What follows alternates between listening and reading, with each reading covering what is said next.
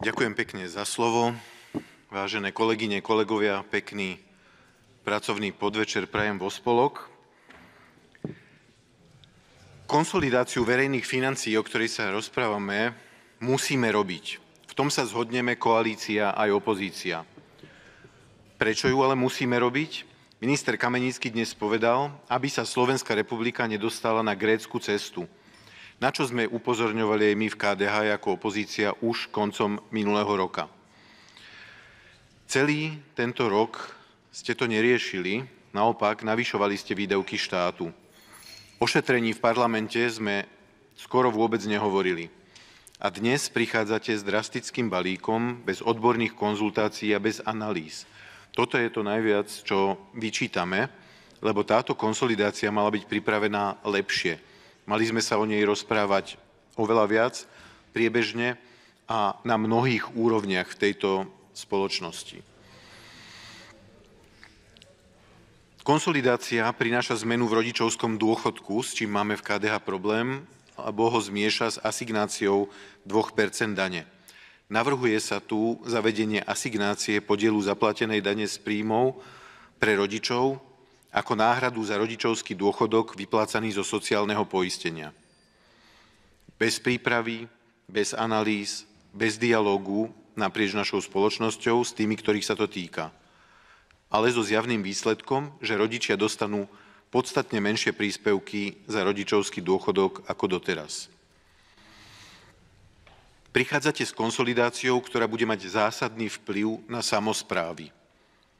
Opäť bez dostatočných konzultácií s nimi. Myslím, že o tom budú hovoriť kolegovia neskôr. Chcem sa trochu povenovať daní z finančných transakcií, ktoré je celkom nová daň, ktorá sa navrhuje ako konsolidačné opatrenie, pri príjmaní ktorého sa sleduje podľa dôvodovej správy cieľ primeraného rozdelenia daňovej záťaže medzi dotknuté daňové subjekty. Zákon je navrhnutý tak, aby mal čo najmenšie negatívne vplyvy na prevažnú väčšinu obyvateľov a aby primerane, proporcionálne a nediskriminačne zasiahol všetky relevantné subjekty. Toto hovorí dôvodová správa. Ale k tomuto neexistujú žiadne dáta. Žiadne relevantné dáta. Tým, že ste to nekomunikovali vopred a nešli riadnym legislatívnym procesom, nemohli sa k tomu vyjadriť ani organizácie, ktoré tým budú dotknuté. Daň z finančných transakcií je daňou z každého pohybu na účtoch právnických osôb. Týka sa firiem, podnikateľov, živnostníkov. Je to svojím spôsobom ich zdieranie. Čo urobia? Prenesú zvýšené náklady na koncového užívateľa, teda na občana, a mnohí z nich si možno prenesú aj účty alebo aj celé firmy do zahraničia. Už počas týchto dní, keď sa o tom rozprávame, máme také reakcie. Sú ľudia, ktorí podnikajú tu na Slovensku a ktorí majú firmu založenú aj v Čechách. Hovoria, že to je veľký nepomer, aké podmienky musia splniť v Českej republike, aké poradenstvo tam dostanú. Takže keď im slovenská vláda a slovenský parlament, ak tieto zákony budú schválené, dá nové bremeno na plecia, je možné, že mnohí z nich prenesú svoju firmu do Česka alebo do iných zahraničných krajín. Ale táto daň, ako je navrhnutá, sa bude týkať aj právnických osôb nepodnikateľov. Podľa zákona daňovníkom nie je sociálna poisťovňa, nie je rozpočtová organizácia a príspevková organizácia a obec a vyšší územný celok. Ale nová daň sa bude týkať všetkých cirkevných organizácií, športových a kultúrnych organizácií, občianskych združení, nadácií, neinvestičných fondov, neziskových organizácií poskytujúcich všeobecne prospešné služby, organizácií s medzinárodným prvkom, ale napríklad aj Slovenského Červeného kríža. Bude sa týkať 10 000 organizácií aj fyzických osôb podnikateľov, a chcete pritom ušetriť ročne 700 miliónov eur. Za akú cenu? Zavedenie novej dane pre organizácie, ktoré často suplujú povinnosti štátu, dopadne na bremeno takýchto organizácií. Dnes tlačová agentúra Slovenskej republiky uverejnila článok asi pred 3 hodinami, kde sa k tomuto vyjadruje Slovenská katolícka charita, veľká sieť charity, ktorá považuje zavedenie novej dane pre organizácie, ktoré často suplujú povinnosti štátu, za nespravodlivé, ale predovšetkým za antisociálne. Citujem z tejto tlačovej správy, článku: táto daň sa podľa našej odbornej analýzy dotkne nielen podnikateľských subjektov, ale aj neziskových organizácií. Len sieť Slovenskej katolíckej charity tak ročne príde približne o 135 000 eur, ktoré by inak putovali na pomoc ľuďom v núdzi.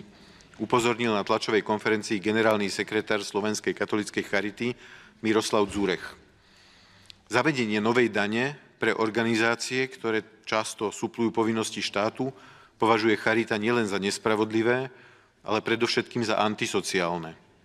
Za 135 000 eur vie charita podľa Dzurecha poskytnúť potravinové balíčky pre 9 000 ľudí. Povinnosť odvádzať novú daň môže ohroziť služby charity pre matky s deťmi, pre seniorov aj ľudí na okraji spoločnosti. Len sieť Slovenskej katolíckej charity, je to veľká organizácia, veľká sieť, ale jedna organizácia, prevádzkuje viac ako 300 zariadení, kde poskytuje ročne starostlivosť 24 000 klientov v sociálnych službách prostredníctvom 1458 zamestnancov pôsobiacich na Slovensku, vrátane vidieckých a menej dostupných regiónov. Tak sa zamyslíme nad tým, koľko asi transakcií táto charita bude mať na transfery na svoje nižšie zložky, na rôzne sociálne zariadenia, pre 1458 zamestnancov a pre všetkých klientov. Takéto dopady ste zvažovali, pán minister? Zavádzate daň, ktorú nazývate daňou z finančných transakcií, a je to daň na daň, alebo dokonca daň na dve dane, na už zdanené položky. Absurdnosť tejto transakčnej dane, ktorá má platiť podľa vášho návrhu, je v tom, že to bude daň, ktorá je vypočítaná zo sumy, ktorá je odpísaná z účtu. Takže ak zaplatíte napríklad na pumpe za benzín prevodom z účtu, zaplatíte za benzín spotrebnú daň aj daň z pridanej hodnoty.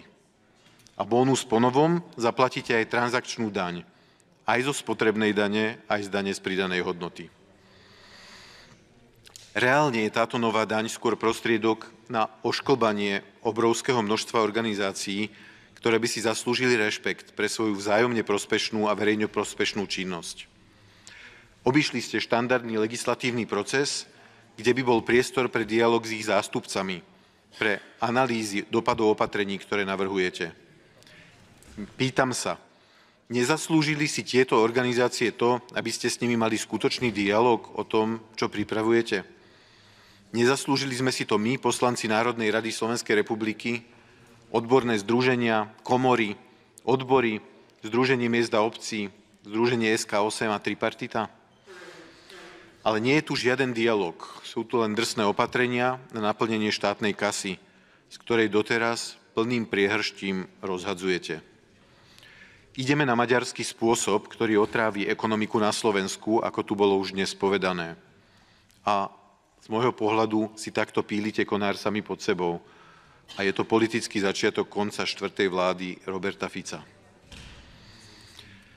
Pýtam sa, naozaj chcete tieto konsolidačné opatrenia schváliť takto necitlivo, ako boli navrhnuté? Vláda si už dokázala postaviť proti sebe odbory, samosprávy, postaví si proti sebe aj cirkevné a mimovládne organizácie, postaví proti sebe 100 000 voličov? Ako myslíte? Predovšetkým, ako to povedal dnes môj kolega a ekonomický expert KDH Jozef Hajko, je to dnes nedôstojné rokovanie. Mali sme rokovanie o týchto zákonoch spojiť s rokovaním o štátnom rozpočte. Lebo musíme konsolidovať vo výške 1,7 miliardy eur, ale ak tieto dva zákony, koaliční kolegovia a kolegyne, schválite, tak schválite ďalšiu miliardu, o ktorej ani nevieme, kam pôjde. A ešte sa chvíľu dotknem opatrení KDH. Premiér Robert Fico dnes na hodine otázok povedal: nie náhodou som požiadal o stretnutie predstaviteľov opozičných strán. Veľmi pozorne sme ich počúvali a zistili sme, že majú iný názor na konsolidáciu. Oni nemajú žiaden názor na konsolidáciu. Doslova povedal Robert Fico a potom hovoril o prepustení 20% v štátnej správe, koľko by to bolo prepustenie učiteľov a podobne. Toto tvrdenie, že nemáme názor na konsolidáciu, bola od Roberta Fica lož, vedomá nepravda a vy to viete.